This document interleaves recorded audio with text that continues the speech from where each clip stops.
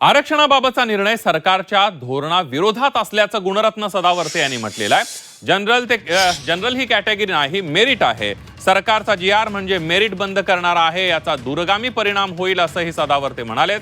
तर अतुल सावेंनी जीआर काढल्यानं हा जीआर त्यांची इज्जत बदलणारा असल्याचंही ते म्हणाले। दरम्यान राखीव प्रवर्ग उमेदवारांची नियुक्ती राखीव प्रवर्गातच असेल असा मोठा निर्णय मंत्रिमंडळानं घेतलेला आहे।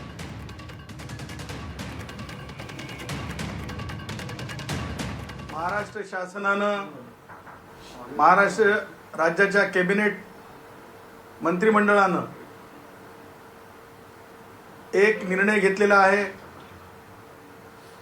तो निर्णय म्हणजे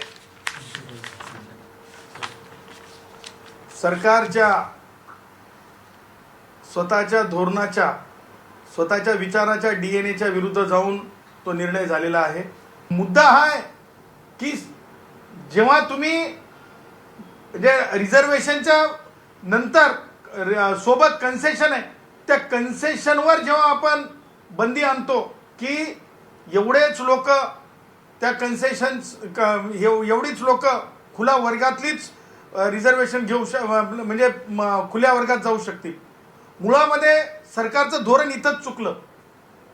सरकारची अधिकाऱ्यांनी फसगत इथंच केलेली आहे, सरकारची अधिकाऱ्यांनी फसगत इथंच केलेली आहे। सरकारला हे अधिकाऱ्यांनी सांगायला पाहिजे होतं की कॅटेगरी नाही आहे जनरल ही कॅटेगरी नाही आहे।